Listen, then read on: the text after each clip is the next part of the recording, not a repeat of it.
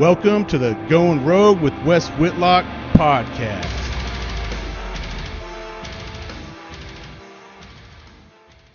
Dude, I'm stoked to have you here, dude. Thank you for coming. We've been buds for a couple years. I met him through Tim, and he's a local guy. He's into the same kind of stuff that we're into. So I'm excited to have you, dude, and kind of talk about your background with your music and the rodeo and kicking ass and gym and life in general, man. So thanks for coming out. And it's good to be here. Yeah, man, I'm stoked, dude. And I know you trained already this morning, so we'll talk about a little bit of that. But so Shane, man, he's done a lot of cool stuff. He's one of those guys that does a lot of stuff, man. Just like I kind of find that pattern in a lot of guys that I like to hang out with and kind of get inspired by. These guys have all work hard and they train hard and they live hard and they do good things, man. So I put you in that box, man, and the type of guys you hang out with is just awesome. So well, thanks, but I can't take credit for that because if it was just me, I don't know if I would do it. I mean, that's why I surround myself with people like you and Tim that kind of hold me accountable. And if I don't train, then I get called out on it. So I've kind of set those barriers up because for years, I mean, there was a time where, man, I just sat on the couch and just drank beer, because I went through a bad depression. But I remember the story you told me about how you loved the wine bottle because you could just lay back in your bed and and not spill it. Yeah, and not spill it. It's the perfect drinking container. And it's funny. One night we went out and they poured wine in a glass, and my wife looked at me like, "Oh, look at you all fancy drinking out of a glass." I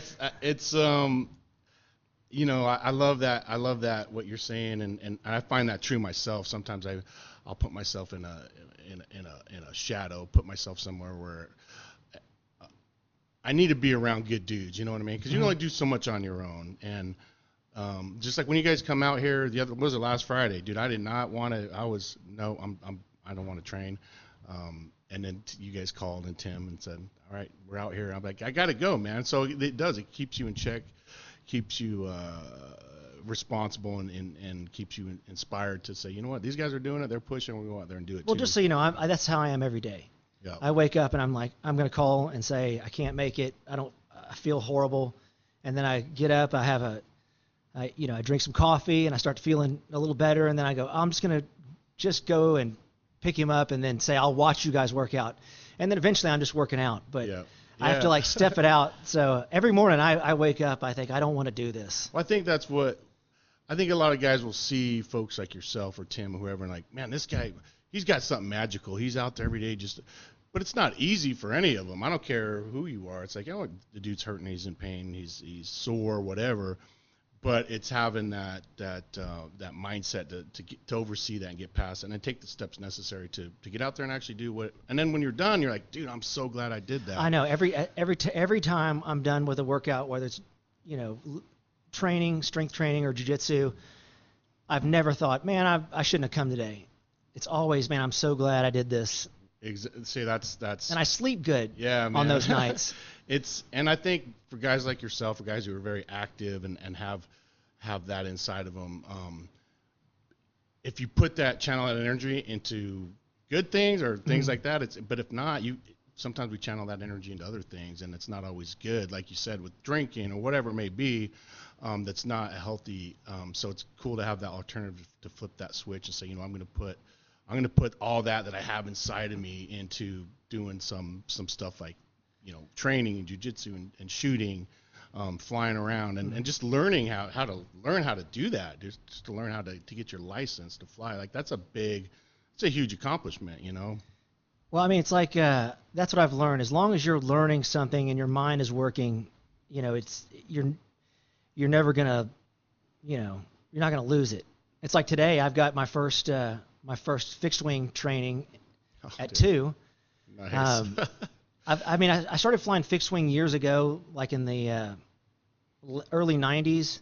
I didn't have my driver's license yet, so my mom was like freaking out. She's like, "You're not going to fly an airplane. You don't have your driver's license." You're driving. That's awesome. And but on these longer trips, helicopters are great, but when you can't fly one to Montana. So today I'm starting my fixed wing Dude, congrats, man. That's badass. See, always moving forward, always doing, and that's and something else I wanted.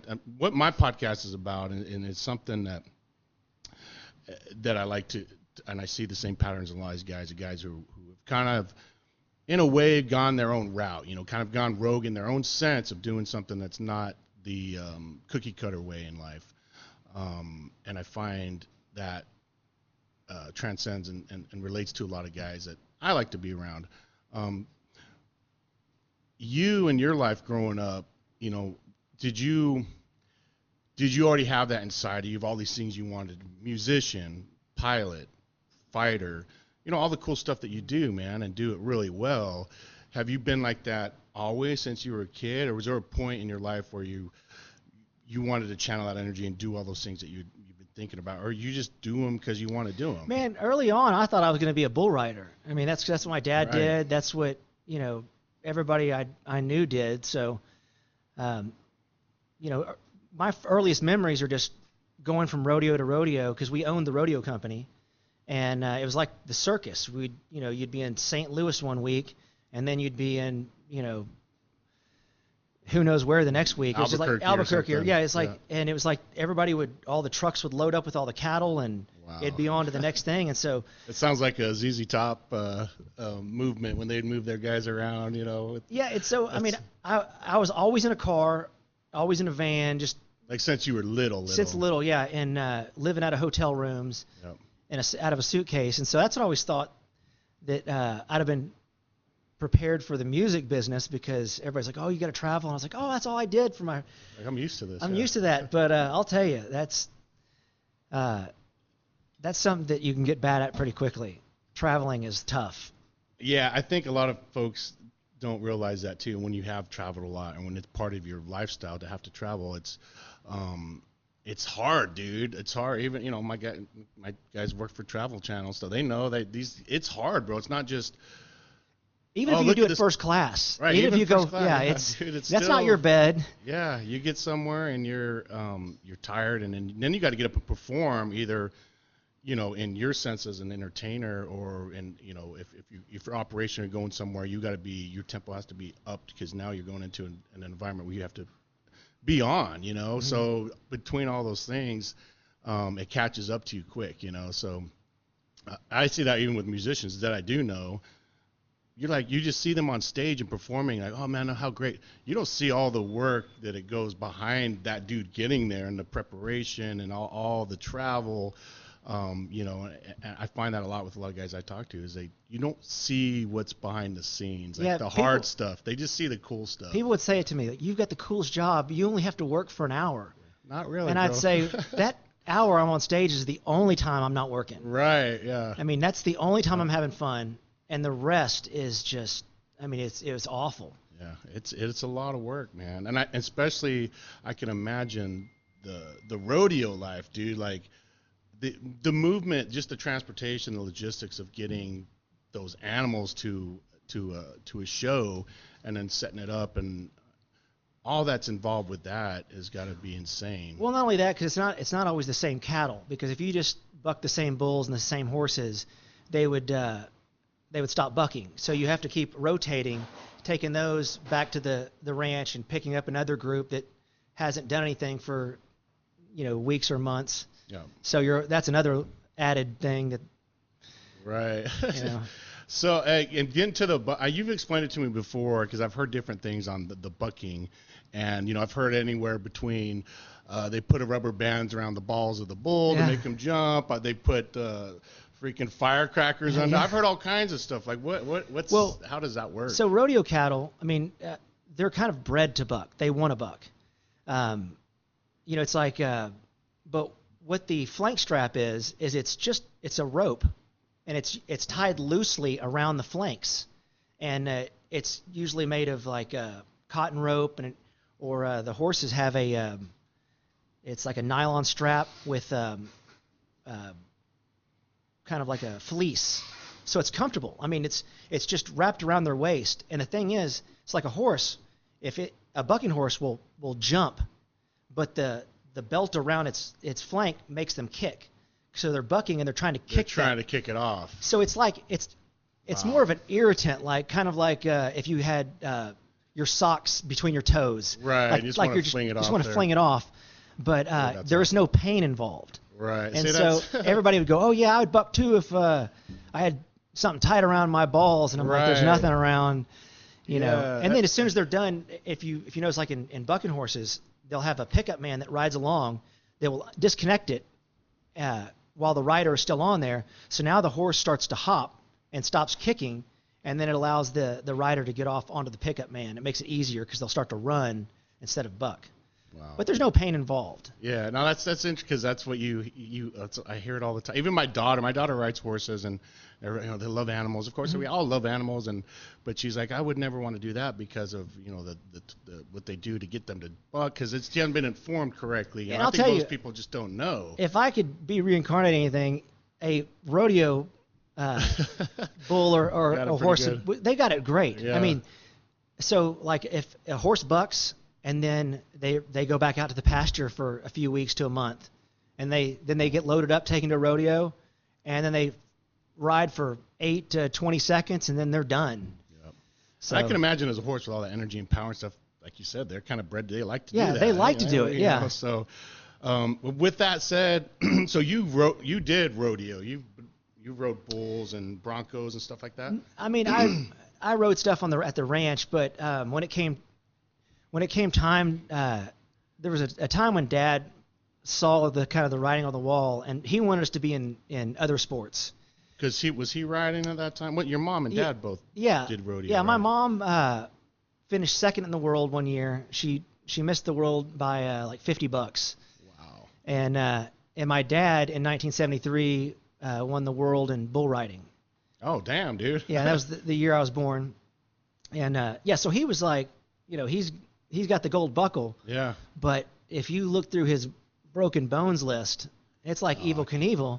I gotta imagine it's probably one of the harshest sports out there on your body. I mean, just what. Well, they have not to the go ride through. itself, because if you ever watch a bull rider, they're balanced. They're in the middle of the bull, and if a ride goes good, I mean, there's not a lot of jerking or anything. They're just kind of balanced and they're up over the bull. And they're probably moving with the animal. And they're moving with the against animal. Yeah. The only problem is that there's only one way to get off, and that's to get bucked off. Like every ride, every once in a while you'll see a guy step off really cool, but most of the time they make it to that 8 seconds and they get slung on their head. Then the bull comes after them, runs a horn into him and hooks them up in the air. So it's not so much the ride; it's getting off. Yes. Is where the damage can occur. Or I had some guy. I had a friend of mine, Tough Hedeman, who was riding bodacious, and that bull would go straight up in the air, come down, and then bring his own head back up. And so as the rider would get jerked down over the front, and the bull's head would come and smash him right under the chin. Good Lord. And it like just destroyed his face. Like I would imagine. Broke every bone in his face. If you think about the muscle and power just in their neck alone, and then that thick skull hitting you in the chin. Yeah, I mean, not a good day. as a kid, I used to go set on them in the chutes. I'd go sit on the backs, and man, they just. They're magnificent. If you look, they're scary, bro, to look at. And maybe growing up with them's different, but I see one of them, and I'm like, that thing's scary, bro. Yeah. What are they, 1,800 pounds? I don't know. Yeah, I mean, 1,800, 2,000. And the thing is, when like growing up on a ranch, when you're throwing down calves to give shots and stuff, and they're only a couple 100 pounds, and it takes you, and you're getting drug across the ground, and you're just trying to throw them over, and you're thinking, this thing is a little tiny one. Right. That's when you start to Imagine a realize how much powerful the big ones are. Yeah. No, that's freaking wild. And I've only met a couple guys that I know have done that kind of work and rodeo and stuff like that. It's interesting to hear the truth behind it and how the animals are treated and all that, and the injuries that are involved and that lifestyle. Is that lifestyle like a Clint Black song or like a Darth Britt, where getting in my truck and driving to the next city and hitting it hard and then going to the next city? It is. And then you hope to get paid something if you win. Like you only get paid if you win. And if you don't win, well, I mean they pay out certain, like you can get 4th or 5th place and win some money, but you have to pay entry fees. And I mean, there's a lot of guys that are out there that pay the entry fee and really don't even make their money back, and then they got to go to the next rodeo. It also depends on what event is. So like if you're a steer wrestler, you got to bring your horse or a couple of horses and all your saddles and tack and all that stuff, and pull over every few 100 miles to get your horse out. That's what my brother did. Wow. My brother was a world champion steer wrestler in 2002, and he was the one that went back to the rodeo. Like my dad wanted us to play football and baseball, and so in the mid 80s, early 80s, we sold the rodeo company, and it was so my dad, he said so we could stay home and have like kind of a normal life. Yeah. Because he'd done that his entire life. He had done that his entire life, yeah. Yeah. My great-grandfather, he started these Wild West shows back in the 30s. Wow. So my grandfather had always, and my grandfather was one of the first people that took the sport of rodeo and started really making it more of like a entertainment. Yeah. And I've seen the historical pictures that you have at the steakhouse there, and they're awesome, man. I've seen the old. I think there's even some costumes in there from your mom or something up on the wall that she'd worn. Yeah, there was a movie that came out back then called The Electric Horseman with Robert Redford, and he had this suit that lit up, had lights and everything. That's awesome. So my mom had that suit made. Shit, I want a suit like that, bro. But back then you had to have these saddlebags with basically car batteries running the suit. It only lasted for like 10 minutes, so you'd have to ride out there real fast. So that had the lights in it? Yeah, that suit has lights all down the arms, down the legs. That's freaking badass. And then it went all the way up the flagpole for the American flag. Dude, that's badass. Yeah. That's freaking awesome. And then my kids always get a kick out of the videos you have there, the old footage, and it might have been from your grandpa's days, I guess, of the show with the what is it, the monkeys on the riding the dogs. Yeah, the monkeys on the dogs Yeah. dressed up like little cowboys. Dude, Man, that's freaking awesome. That was man. one of my favorite acts when I was a kid, because those monkeys were like just holding on, and they'd use those dogs to pin those sheep. So and it was awesome. that's just a great. I don't know if they allow that anymore. I doubt it nowadays. Probably for they're like, whatever reason. It's torturing the monkeys or something. I don't know. Yeah. So it's my kids they love to go there. The two reasons they love the steakhouse, man, is that and the menus that light up. It's like genius, man. You open it up, it's like lights, dude. It's so cool. That was my dad's invention, because as you get older, your night vision kind of goes, and he always got tired of going to the restaurants and open up the menu and getting out his phone. Right. And then he's got his glasses, and Genius. he's looking. He was like, "Why don't you just make where they light up?" Yeah, no, it's genius, man. And not only that, of course, the food is freaking ridiculous, dude. Man, it's that lobster mac and cheese and the quail legs and the steaks, man. It's and then the view there is beautiful, man. It's probably got to be one of the best in Austin. Overlooks the lake. The sun goes down. I think it's better than Oasis. It's absolutely beautiful. So Thanks. We always enjoy going there. And then, it's just so great. And the steaks are always good too. So I love that place. So if you guys ever in Austin, you have to check out the Steiner Steakhouse, because it's good. It's awesome. I appreciate the plug. We love it, man. I love it. And I was you or Tim.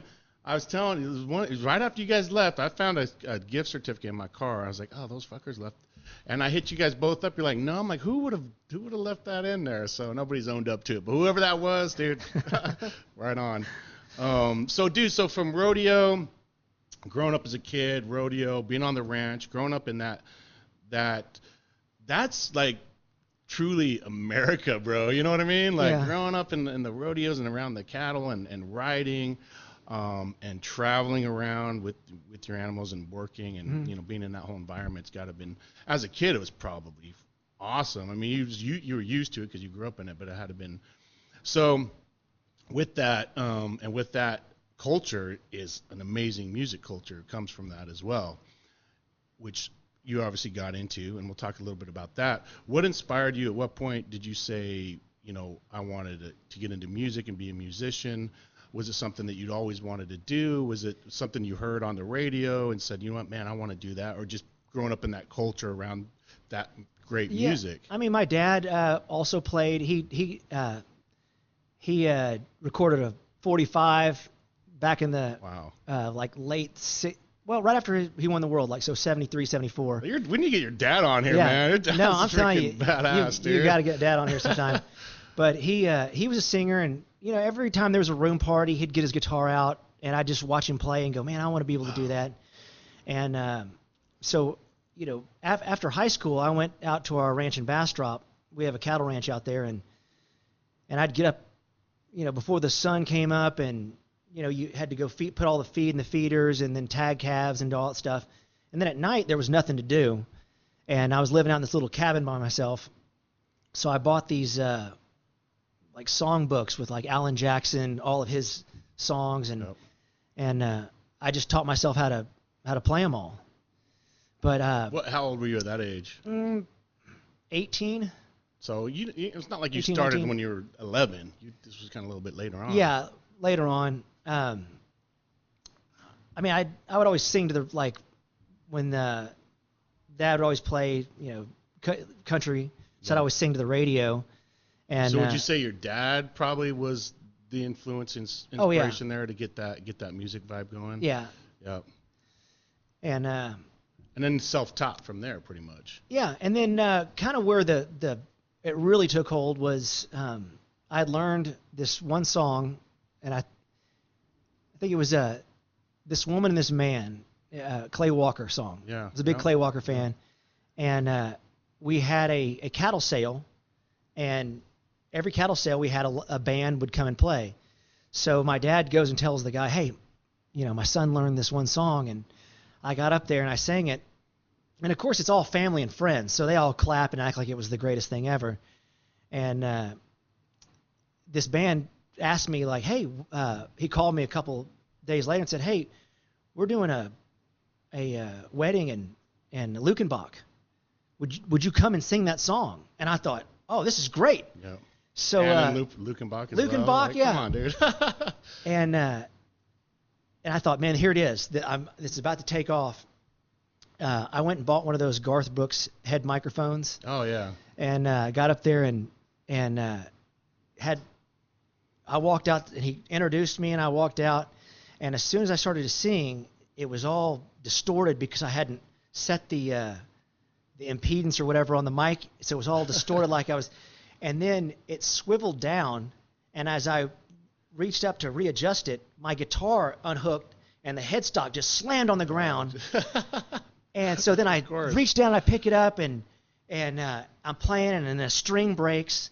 Oh, and, man. And then I'm flustered, and so my voice is cracking. At the end of this, I think I remember people just stopped dancing and then looked to see like what was going on. And I remember as the song was going on, I just wanted it to be over. And afterwards, I kind of just slinked off the stage. I melted and just kind of drifted into the back. And then I remember I put my hands. When you finished the song. I finished the song. Yeah. I mean, what else was I gonna do? Right, I know. At that point, just walk away. But I'm out. I remember I fully started crying. Like, this is awful. And the guy that was the band leader, his name was Bubba Cox. He comes and he sits down and he puts his arm around me and he goes, brother, what I want you to do, this next set, I want you to go back out there and I want you to do that song again. And I looked at him and I was like, are you freaking nuts? And he goes, hey, listen, it's all downhill from here. Yeah. What's going to happen? Is your voice going to crack? Is your guitar going to fall off? That's already all happened. Are you going to die? Like literally everything that could happen to you that has already happened. So, and so I went back out there and got through it. And then I went around with that band and learned 2 or 3 songs. And then after about 6 months, I was doing the whole show. Dude, how cool is that though to get to that point, and then sometimes that's what it takes is that one dude or one person to say, hey man, go back out and do it again. You're like, are you kidding me? And then you do. Because I was thinking to myself, that's it. I'm done. Yeah. I'm never going to do this ever again. I don't know what I was thinking. And yeah, Bubba was the guy who had been doing it for years and said, hey, listen.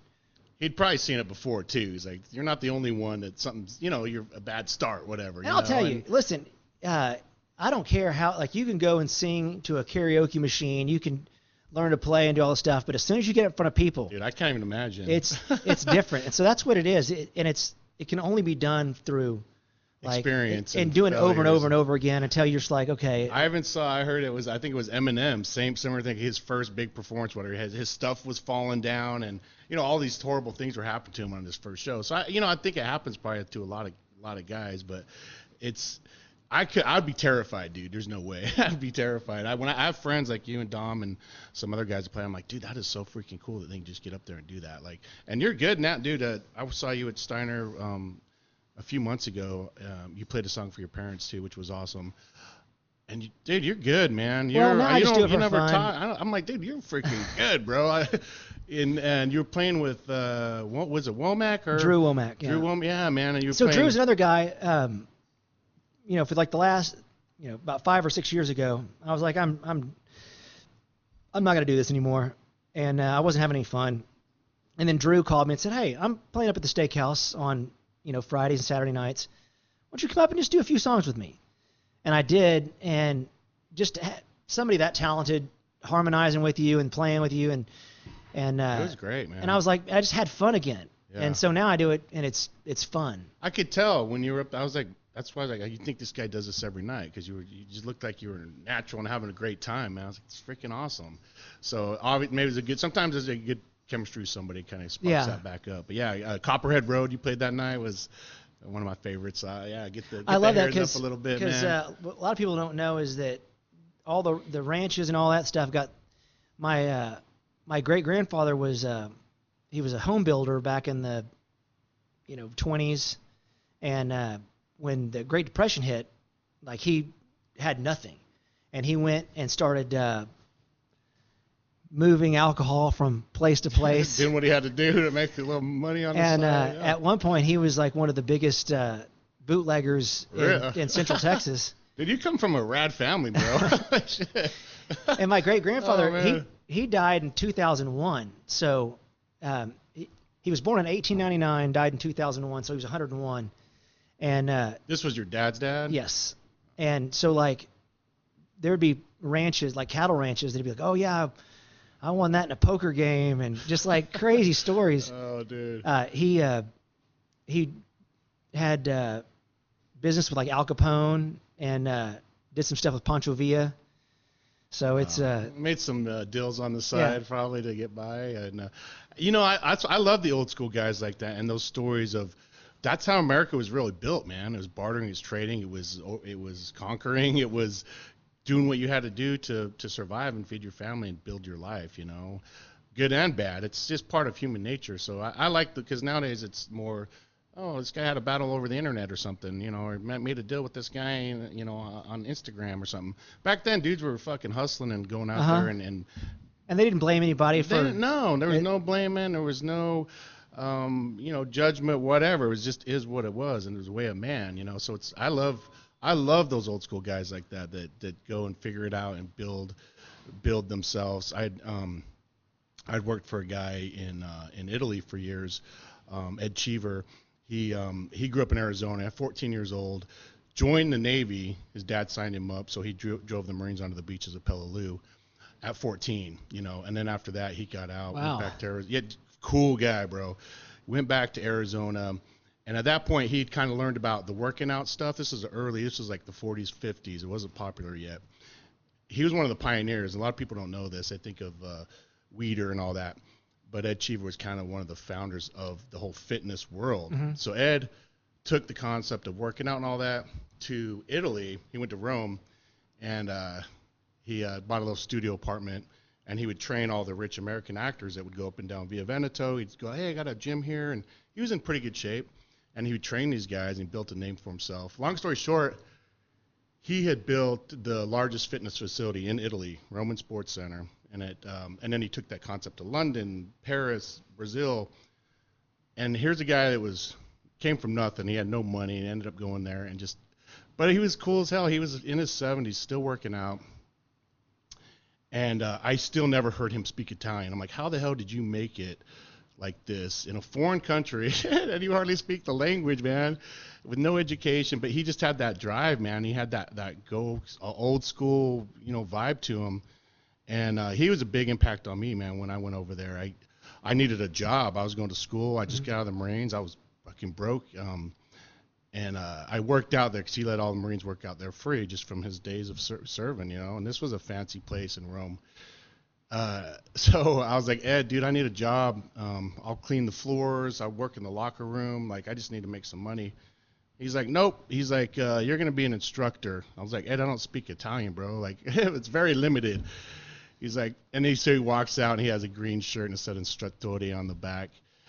So over there, here you have personal trainers and stuff. Over there, you walk around and anybody can come up and say, hey, how do you do this or that? And you just help whoever.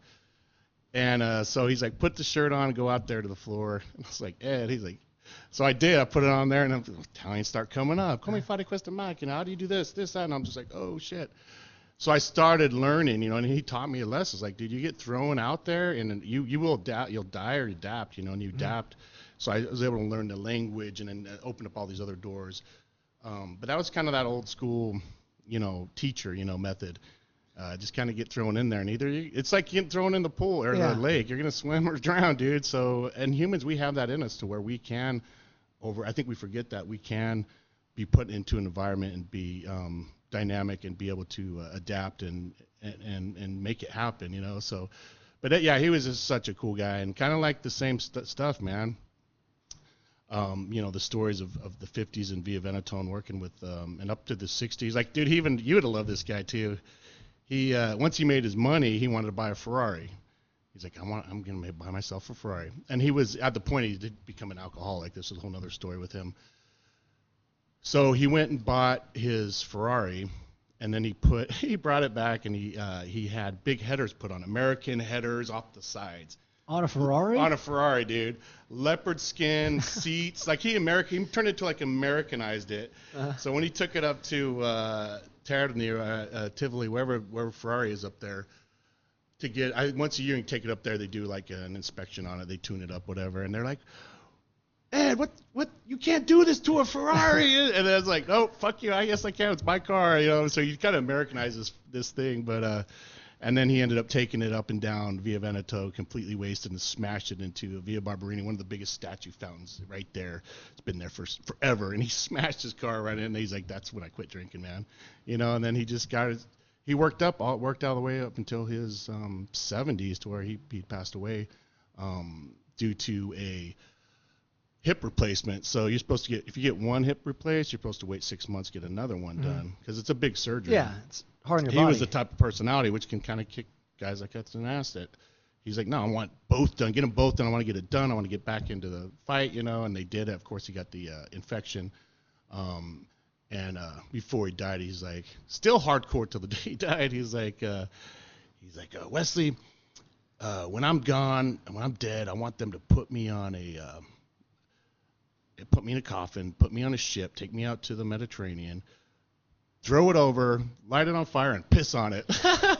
And then like 2 days later, he died, man. But he still had that sense of humor, but a great guy, but just hardcore, old school, you know, kind of Clint Eastwood type dudes. And you just don't meet those guys. Was he from Italy? He's from Arizona, man. Really? Yeah, he's from Arizona, and just he made his way there. And his sons became Eddie Cheever Jr., who won Indianapolis 500 numerous times. Kids all became race car drivers.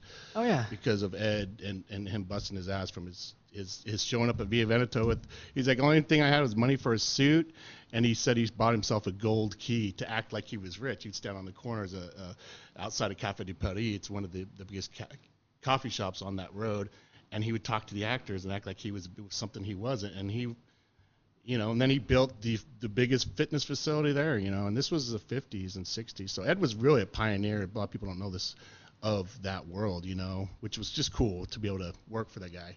But same kind of concept as your great grandpa and grandpas and growing up with talking those about guys. badass Italians, I was just made me think of this show I saw on Netflix the other day about this game they play called Storico. Oh, Storico, Calcio Storico. My God. Yeah, dude, it's in Florence, man. It's the hardest core. Isn't that badass? Listen, if you haven't seen this, you got to go check this out. It's what I like about it is that there is no like free agents. Like if you were born in this district, that's who you play for until the day you die. Until you die, and your kids and they play for free. Yeah. And when I say play, it's almost like rugby, but like instead of like squaring up against somebody, you fight each other. It's like rugby, boxing, It's MMA. jiu-jitsu. It's a gladiator sport, and it's been around, I want to say, since the 1500s, so it's been around for a long time. And I lived in Florence, so Florence that's where it was born, and they'd close off certain piazzas, and it's a big deal, man. It's a huge. But what's funny is a lot of people don't know about it, man. I'm like, this sport I didn't know about it. I was like, old. what is this? I mean, it looked like the coolest thing. Yeah, I know. I'm like, dude, it's basically you get a bunch of dudes together, red team, blue team, and like say that's the team you play for. These guys train. They train in all aspects of soccer, rugby, fighting, all the fighting styles, and then they just go in there and beat the shit out of each other, man. And the team that gets the ball at the end, the most times wins. But with that, dudes are going home with broken jaws and noses and just, so it's savage. So if you haven't seen it, it's on Netflix now. Calcio Storico. It means the history of soccer, basically, is what it translates to. And so I think a lot of our sports. Well, that's some soccer I could watch right there. Yeah, dude. Yeah, it's it's one of those things, man. It's very entertaining. Yeah, so that's cool. I was like, how come nobody's seen this? This is badass. So, yeah, savage, dude. So maybe we got to go over there and see if we can get recruited in on the team just to go get beat up a little bit and play. I can see Tim in there too, man. That's what I thought. I was like, man, this looks like it was made for Tim. Yeah. So it's badass. But yeah, man, it's neat to see stuff still out there that's like that and people living like that. I love it. So okay, you go, which you never talk about, dude. But you had a number 2 hit, on the billboards, man. Like you weren't just doing it as a hobby and this that. You made it, man. You had hits, dude. Which it would have been number 1 if Alan Jackson had not written the song "Drive" for Daddy Gene. Wow. That song, like, I remember I was moving up the charts, and I got to like 5 and 4, 3, and then he like just came out of nowhere and went to number 1, and that song was like the longest number 1 song for. So I hung at number 2 for it seemed like an eternity, like 6 or 7 weeks, and freaking awesome. Yeah. And how did that? I mean, how was it? Were you kind of expecting that? Like, oh, this is gonna be a hit, or did it just like, damn, this happened quick? I mean, yeah, that's like when you record a song, oh, this is gonna be good, and when they release it, like I always, everybody would say, hey, listen, this doesn't happen all the time. Yeah. But that's kind of what you're going for, so it seems like, oh yeah, but I wanted it to go to number 1, so it's just like whatever you do when you're doing it, you want it to so turn out to be very. So when it's happening, you're kind of expect it. But now after I've been out of it for a while, it really makes more like it. I realize how incredible that was to even be a part of that. Yeah, no, I didn't even know, and then I found, I remember when that, I actually listened to it this morning, some of your stuff, man. I was like, so it's cool because you don't talk a lot about it, man, and that's, I think, a lot of people that don't know, you got an awesome story, man, and well, the fact that the first song took off like it did is kind of, I remember Kenny Chesney's telling me, hey, listen, man, if it doesn't take off at first, don't worry. In fact, it's probably better if it doesn't. I remember thinking, like, what does he know? Right. I mean, I wanted to take off, but he was kind of right, because if you slowly build, you get used to it. But when you go from people not caring about it at all, like when you walk into a radio station, they're like, oh God, here's a new guy again, to like every radio station wants you to do stuff for them, then it really kind of just, it wears you out real fast. I mean, I was getting maybe 3 hours of sleep a night. Wow. For a whole like year and a half, 2 years. So that happened pretty quickly then. Once you kind of got serious in your music, like that happened in your early, right away. Yeah. Yeah. So I could see that. I think that can be a lot of things in life. Like you have those, dudes or people that have been doing something for 5, 10, 15 years, grinding, trying to get there, and then one day something happens, and it's great, or vice versa. And it could be in business too, man. You can bust your ass in your business, man. I'm just getting by paying my bills, and then you have others. Sometimes it's luck, sometimes it's other things that overnight success, and then so they have to go through that process. So there's pros and cons with that. It's also great if you have something great that you come up with and freaking nail it. Well, boom, that's and also, badass too. what happened to me was when you get there to where you think, oh, this is kind of where I always wanted to be, and it's not fun. You're like, okay, well, I've made it to what I thought was making it, and now I'm like, I never get to do anything I want to do. Yep. I mean, everything is scheduled out. If you think that like somebody who's like a Garth Brooks or whatever gets to do whatever he wants to do. No. I mean, maybe he does at this Maybe point. now.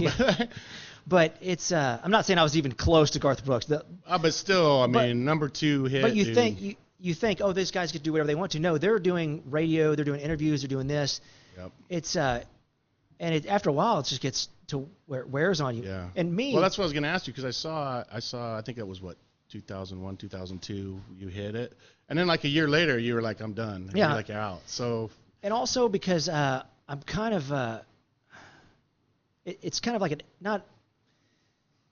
Like even this interview here, when I go home, I'll try as hard as I can not to think about all the stupid things I said.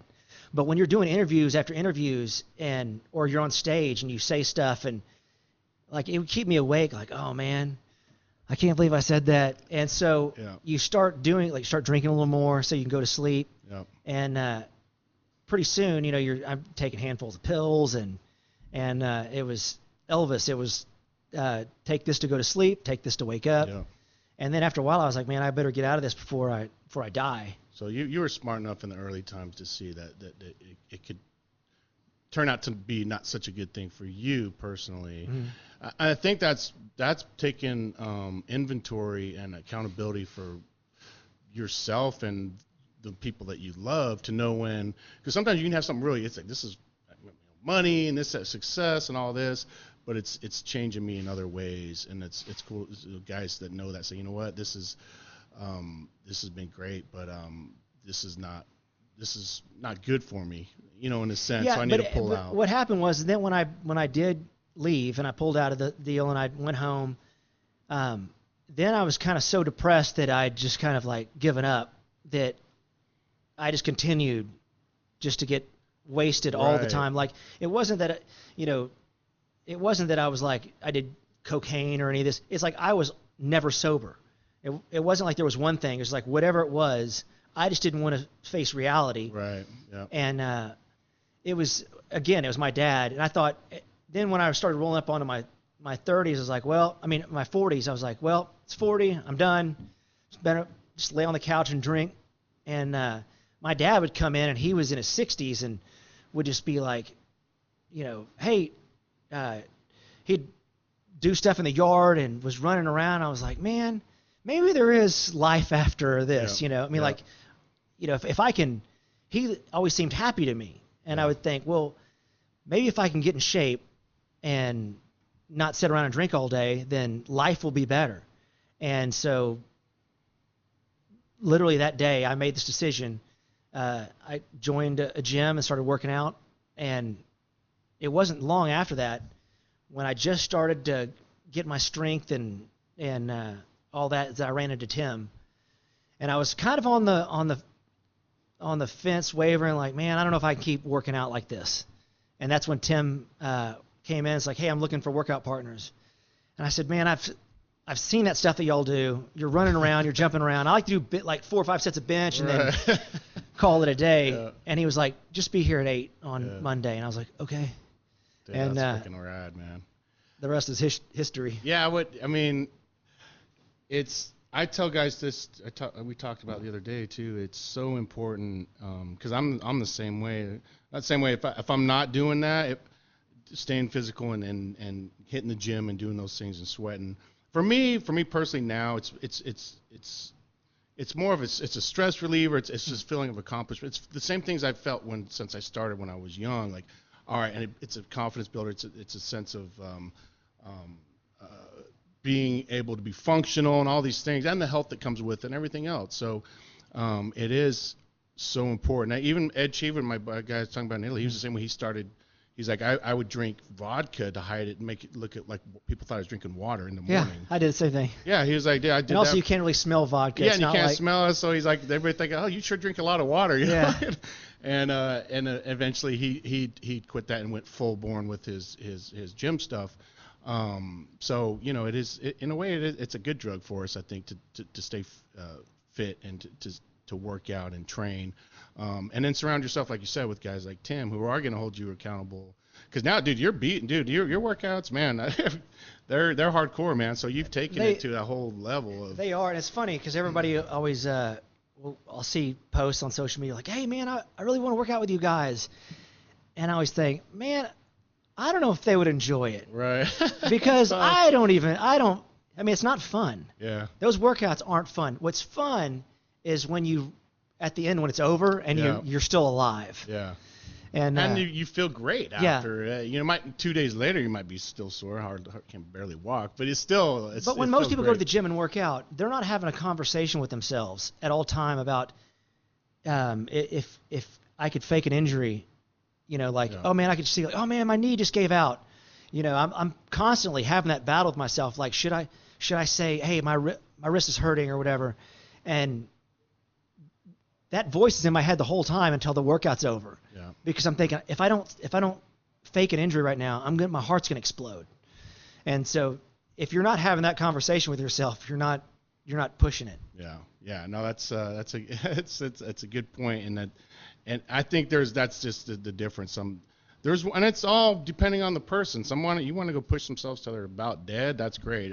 I think at the bottom line, as long as you're going out there and doing something. Absolutely. I see people like, oh, I do this, I do the strongman, CrossFit, this, that, and then they, it's like, dude, if that's making that dude feel good and getting out there and getting it on, fuck, dude, that's badass. It's like that's why if I see somebody who is clearly obese in the gym doing anything, I never like kind of even in my own mind make fun of them. I'm like, man, good for them. That's all. Yeah. Just dude. coming in here and just showing up. Just showing up. That's the hardest thing. Is just getting out and walking through the parking lot.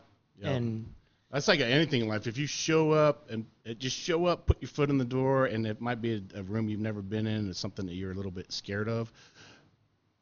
You showed up and you did that part. The rest it'll work out fine as long as you've done that. But if you don't get in your car and go there and show up and go into that room, then nothing's ever going to happen. Tim has been like a great example to follow for that. I mean, just hanging with him, just going into different jiu-jitsu gyms, like you're always in a place that's unfamiliar, grappling with people that you've never seen before in your life. And it takes a while to get comfortable with that. Right. But a lot of guys get in that pattern of habits, and like it's you keep doing the same thing, then your body figures it out, your mind figures it out what to do and what to anticipate, and then you go into something that it throws you off, and that's when you learn and grow, is when you're throwing into something different. And that's what I was going to say, is that the only time you actually grow is when you're doing something that is uncomfortable. Yep. That you're not, that you're kind of, I don't know if I should do that. Do that thing. Yep. I mean, because what's the worst that could happen? Somebody say no, or you fail at it. And that was the one thing that I was always trying to stay away from. I didn't like to fail. I always wanted to win. Yep. I wanted to win every race. I wanted to do all this stuff. But, just putting yourself out there and just going into the arena and putting it on the line. And who cares what people say? If, oh, you lost, who cares? Right.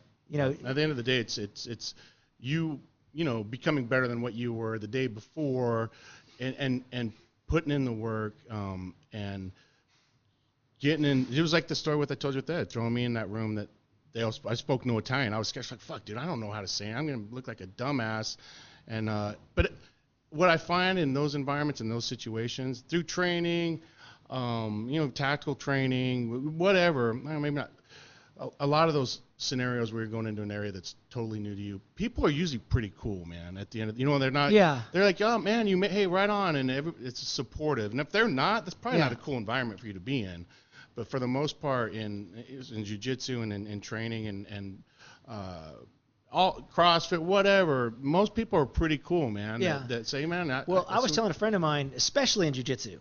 Oh yeah, dude. Because he was like, well, I don't want to go in there and have guys like, beat the crap out of me. I said, listen, thing about jiu-jitsu is if you have an ego, that gets removed pretty quickly. Crushed, gone. Because as soon as it's happened to me, as soon as I started to think that I was like starting to get good, you get humbled. Yeah. There's always somebody. Some dude that he looks like he's an accountant or something. That dude will roll. Well, that's where the real humbling comes from. Is like when you go, oh man, come here, little guy. Right. Next thing you know, you're just like, you're like, what? You're wondering what happened. Yeah. And that's when you go, okay. And that's why every black belt has gotten his black belt by getting submitted millions of times. Yeah. And so that's why it's hard to find a jiu-jitsu black belt that isn't super like humble and just really cool people. Yeah.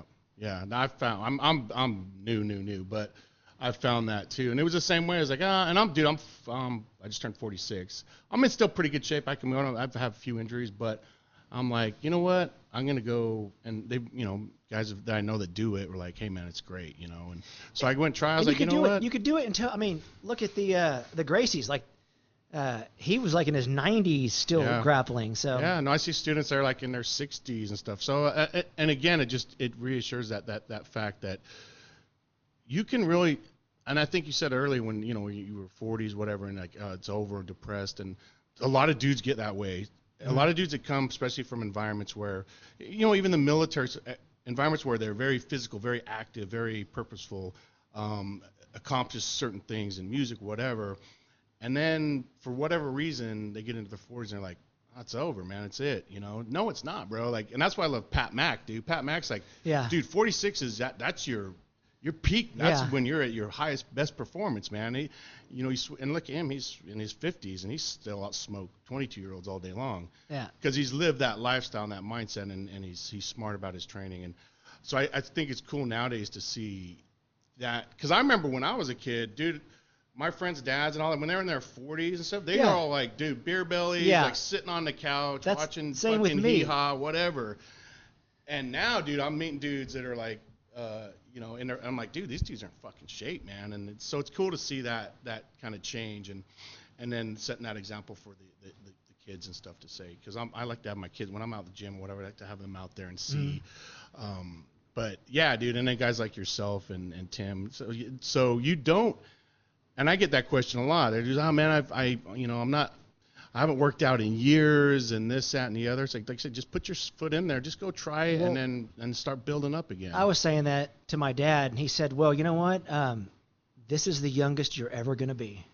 Yep. Yeah. Like, so what are you waiting on? I mean, you going to wait till you get older? Right. I mean, and I was like, I always think about that when I'm going to do something. Well, I better do it today because this is the youngest I'm ever going to be in my life. Yep. Yeah, and it's as 10 years goes by quick, man, and then this next thing you know, so as you get older, time goes faster. Yeah, bro, you're like, good Lord, was that last year? Was that 3 years ago? 5 years ago? It really if you say, does. Was that last year? That was 4 years ago. Yeah, dude, that's kind of where I am now, man. I'm just like, good. So there's and as you know, there is so much to do. There's so much, dude, even knowledge or learning how to do something and challenging yourself and getting out of your basic habits and pushing yourself. You can do that all the way till, like you said, the Grace till they're 90, dude. Because there's so much to learn and so much to do, and there's no finish line, dude. There's none. So I think the saddest thing, it's the most horrific thing, is somebody who's kind of like in like a retirement home, thinking about all the stuff they wish they would have done. Yep. That's like the really tragic things to me is I don't want to be that guy that's sitting there going, man, I really wish I would have done this. Yep. And now, and if you're like in your 90s, you know. Yeah, it's done. Yeah, there's nothing. Yeah. I mean, you're not going to learn how to fly a helicopter or to get good at even just learning something. I've always wanted to learn how to play the harmonica. Fuck, I wish I would. Dude, just do it, man. Like whatever it may be. And nowadays, there's access to so much information. If you learn how to rebuild a 350 on YouTube, bro. Like it's easy to get information and access that you didn't have when we were kids. Yeah. There was no information. You had to go to like somebody. Even, we were talking about this. Even like when I played football, like the stuff that we did back then is totally wrong. Like, you don't want to stretch really hard, cold before you go play. That's what causes injuries. They wouldn't let us drink water during 2 days because they thought it toughened us up. Right. And before the football games, they're like, all right, you guys go out and eat a bunch of mashed potatoes so you got a bunch of energy. Right, and right. Like, played so many games with a belly full of mashed potatoes. Right, like, wait a minute. And that was probably, they'd done that, and they'd done that before them. And, yeah. And like you said, nowadays they're so advanced with their training and with information and nutrition and all these things. There's so much out there that I watch the kids. My son played, and my daughter plays too. She's tackle football. She smashes kids, like. So it's neat to go there and see that, and the caution that's involved now too. Now they're very with the helmets and the safety and stuff like that. They're honestly, I really wish that I would have tailored my style a little differently in football, because I was, we were always like the head first, dive in, missile, helmet to helmet. And nobody was they're probably saying, yeah, that's good, do that, smash them harder. Now they're like, smash mouth football, as we called it. Yeah. Hard nose, smash mouth football. And now I'm like sitting there and I'll walk into a room and be like, why the hell did I walk in here? So setting in, man. Yeah. No, it's cool. So that's what's out there now. There is so much information and technology, and then also with that, for those that live here in America, dude, there's no excuse for anything. You know what I mean? Mm-hmm. The opportunity to do whatever is here. It's just it comes down on you really, and sometimes it also comes down to surrounding yourself with the right people and the right material to push yourself forward. Because sometimes it is hard, but so I don't care who you are. Like, nothing's all on you. Even in business, like, oh man, it's you have to have good people around you in your business. And I know I bring my dad up a lot because he's been the one he's like Yoda. He always says this stuff, and I never believe him until it's too late, Yep. But he was the guy that always says, hey, you are who you hang out with. Yep. And I can tell you that I did not listen to that, and there was times in my life when my life was total crap, and I was depressed and doing a bunch of drugs, and you see the people that I was with. Right. Yep. And then now, it's like, you surround yourself with good people, and and good things will happen. It is an old saying. My mom as a kid, birds of a feather, all that stuff, and it's true, man. And I tell my kids the same. I want you hanging around these kids because I know better. I knew too. I was around really bad kids when I was a kid, and it does impact you in a way because it pushes you down into areas you probably wouldn't go. So it is so true to be around the right folks and material to keep you in check. And even having guys like Tim or yourself that will keep. I'll say, hey, tomorrow this time there's like this is what we're doing. Is going to be there. It's going to happen. And like and pushing you that way is huge, man. Yeah, it's like if you can have somebody else that you can be accountable to, and Tim's different. He'll show up rain or shine, but you may have somebody else that feels the same way about you. So you both kind of just you don't want to go, but you go there for the other person because you don't want to let them down. Yeah. I think it comes back down to even that's a purpose, bro. We all have to have a purpose, man, and that purpose is that, and not just yourself, because now you're pushing that dude too, and you're making him better, and he's doing that to you, and that's what humans are, man. We feed off each other, and we do come from a purposeful thing. If we look at humans, what we're supposed to be able to recognize 100 faces because we started off in tribes of 100 people in a tribe. Each person in that tribe had a job. They all had a purpose. Otherwise, you were gone, bro. So, that's so important to have that sense. Like, dude, my job is to do this because I got to support the system. His job is that. And the ones that aren't, they're gone. And those are the ones you don't want to hang out with anyway. Yeah. So I think it feeds back down to that, and that's why guys do get pressed. Guys that get out of the military that have issues with PTSD and stuff like that, they lose that sense of that. But it's still there. You can find it. Well, now that you mention it, that's kind of where the problem. Now that I think about it, where the depression came from, because I kind of lost direction. Like, I didn't want to do that thing anymore. That was my singular focus, and now you're like, what? And now I'm just like a boat, at sea with no direction, no compass, and I think we all will fall into that. I don't care. I think everybody, most people will probably at some point find themselves in that position. What's important is that you don't need to stay in that position. You can always find a way out of that, and with that is you have to do something, and if nothing else, go do something physical. Go join jiu-jitsu. Go join CrossFit. Go, because then there's a community. Then you have a community of people that are on a like-minded mission. Take a class, whatever. So there's a lot that you can do. It's just sometimes you have to put your pride away too, because like you say, man, I bombed at that, or I don't want to fail at that, or I don't want to go there and make an ass out of myself. Well, plus when you show up to something for the first time, you're going to be the worst one there. Yep. As they've been you doing should this. Be, yeah. They're gonna. they've been doing this for a long time, Yep. and a lot of people don't want to show up and not be good at stuff, and I'm Yep. one of them. Yep. But Yep. I've learned that, hey, It's okay. it's okay, and actually I seek out things now that Yeah. I'm not good at because I want to, I know that's You when I'm wanna going to learn grow. more, yeah, and grow. It's 100%, dude, and you're hitting it right on. So from there, man, you also are an avid shooter. You train a lot with Tim as well, and Mm-hmm. you shoot a lot, man. When did you start getting into the shooting? With Tim. I mean, I did pistol competitions when I was like 14 and 15, like IPSC kind of stuff, where the targets pop up and you run through the course. Hunting, I was always hunting. Like I So remember, you've been around guns for a long time. yeah, I and remember like when I shooting. was like, 10 and guys would come over and they're like, are these real guns on your walls? And I'm like, yeah, I mean, It's What? normal, yeah. and I didn't think it was that weird of a deal. Right. But until I met Tim was when you started to realize there's a difference between standing there and punching holes in paper, than shooting, moving, Communicating. communicate, mag changes, and Yeah. all that stuff. And I got with Tim, everything is you get thrown in the deep end early. Even with jiu-jitsu, it was like I didn't spend a lot of time rolling with white belts and then blue belts, and like I just got thrown in with the black belts. Yeah. So it's sink or swim. Yeah. And so I've progressed a lot faster than most because you got somebody like Tim watching your trigger squeezes, and They have the knowledge and they And have the the knowledge, training. yeah. They could tell you what you're doing wrong right away versus trying to figure it out as you grow, and so that's no. I know you train a lot, so I figured, and I know you're out there with Tim a lot. But you'd been shooting and been around guns your whole life, Yeah. hunting, and then doing some IPSC stuff when you were younger. And I find also with shooting and the response. So I talked about this with Mike yesterday from Sons a little bit.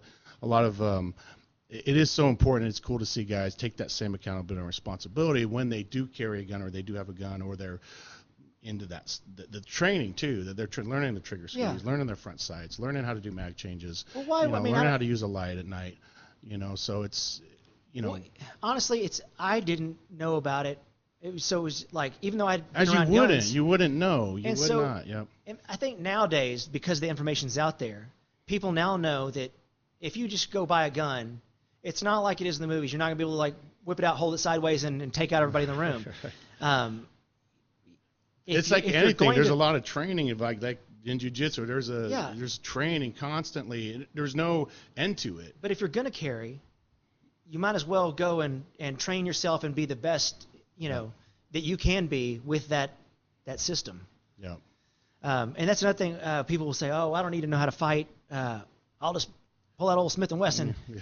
And that's what they learn in these the sheepdog courses is that, within a certain distance, you're only going to make that gun our gun. Yeah, 30 feet, man. Try that. What is it? A 30-foot, 20-foot roll, 30-foot roll. Have a guy charge you and see how fast you can get your gun on him.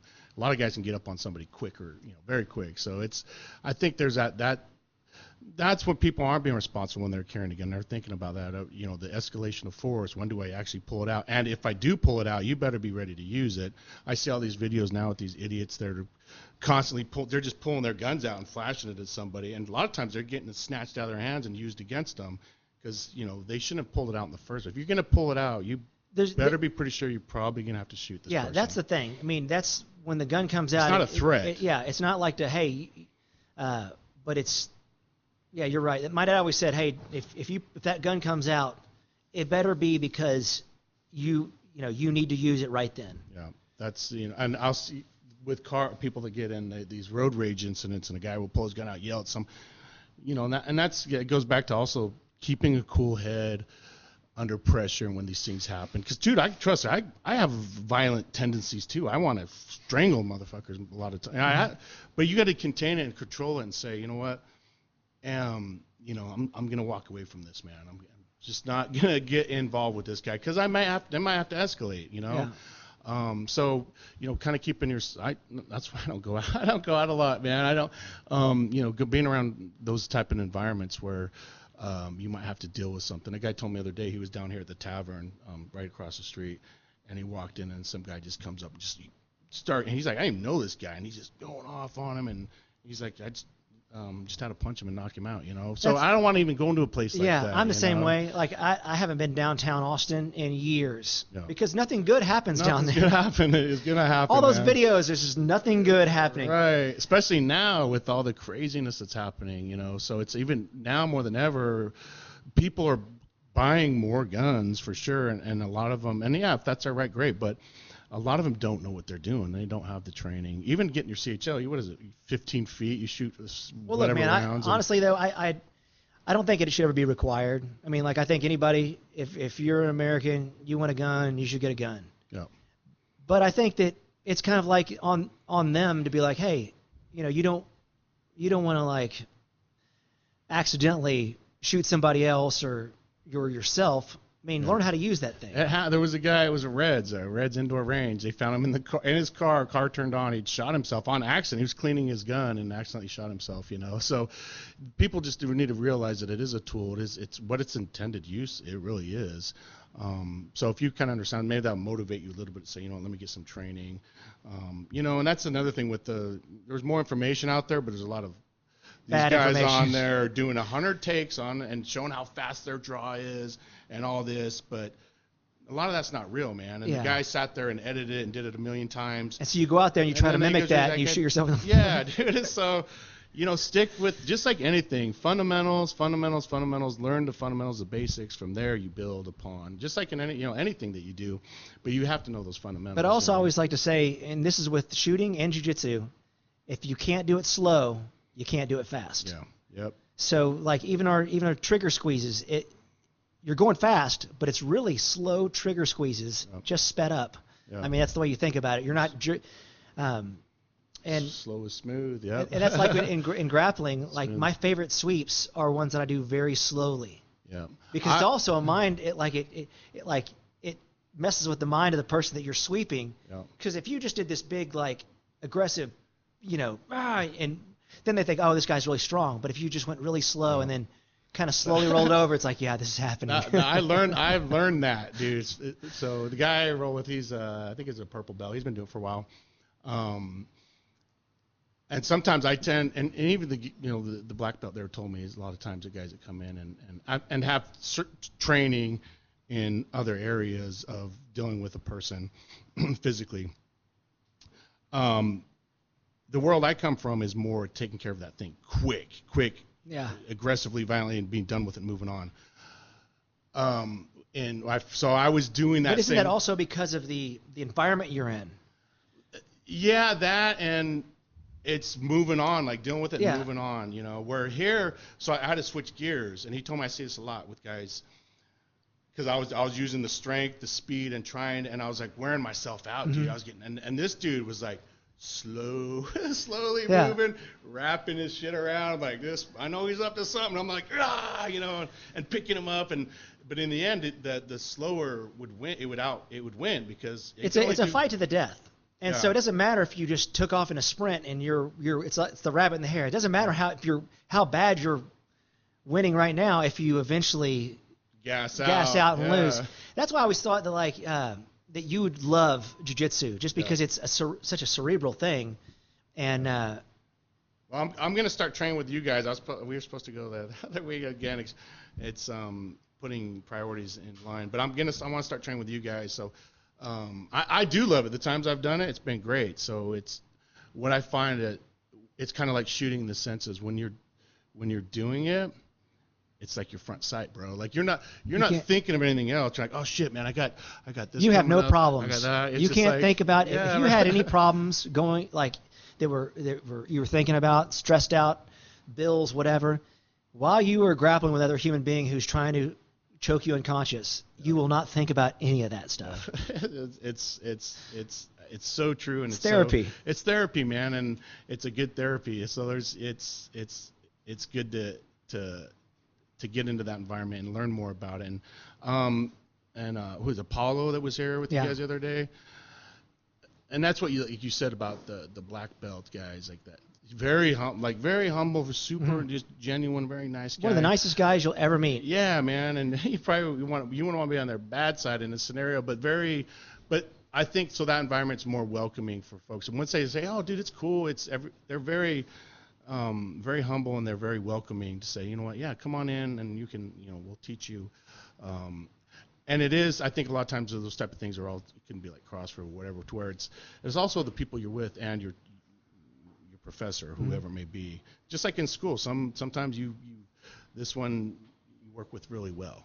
Other ones it's like, I don't know. I don't know if I. It's like Paolo. Every time I grapple with him, he makes me feel like I'm doing good. Like I think, hey, I'm doing pretty good. He always beats me, but then I see him against somebody who's way better than I am, and he like crushes them. And I'm thinking, because he's probably teaching he knows how to teach. Like, listen, if he just came out and just smashed me, I'm not going to learn anything from that. No, yeah. And so that's the true martial artists and instructors, that they know that just to do these things that make you better. Yep. And he's like one of the greatest at it. I mean, I could tell when we were at the gym with Adrian out there, he within seconds taught him real smooth and positive how to put him in an arm bar. Like, but the kid has never done it, but the way he taught it was like flawless. Yeah. I was like, dude, that dude's good. He knows, because at the end of the day, that person needs to learn. You don't just need to tear their arm off or like. You got to teach them, so you're there to learn. So I saw that when he did that. I was like, damn, this dude's good, man. So I'm looking forward to getting down there with you guys. And dude, it's I love having you guys out here, and you and Tim, the dynamic that you and Tim have. We always laugh as like the dynamic duo, man. You guys are always out doing stuff together, and just great guys, and doing a lot of good. Yeah, he's really. I mean, I'm telling you.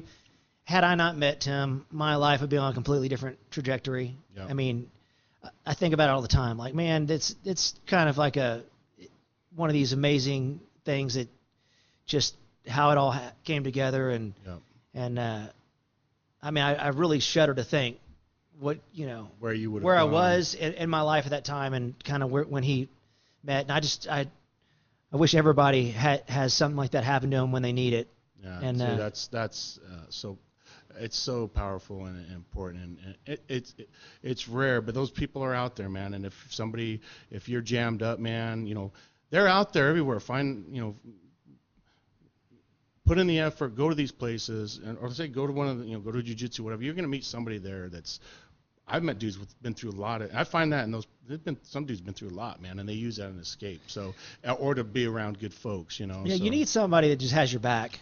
And also, like there's been a few people that have come in that kind of showed their true colors, and then and I think it's at this point, like I'm too old to deal with and be around people that I don't trust. Yeah, and time wasters don't trust, or you don't want to put your time there because it's valuable to you. Your time is your value. So I'm not going to put it around this person. So it's funny. The older I get, just the more dialed in I get. You start turning into that. That's funny. You start turning into that old grouchy guy. Just like, it's. But I see it because that's wisdom. This experience to say, you know what, I'm not going to waste my time there, because people can be big time wasters, bro. And there was people that I thought, oh, maybe if I just helped them get, they'll turn it around. Right, and it rarely happens. It never happens. Yeah. Yeah. At the end of the day, you got to want to change yourself and have that not motivation. You have to have that discipline to put in the efforts to make that happen. And sometimes we get real lucky and find somebody that's within our reach that gives us that hand. So, dude, Shane, it was great having you, man. Hey, I love having you guys here.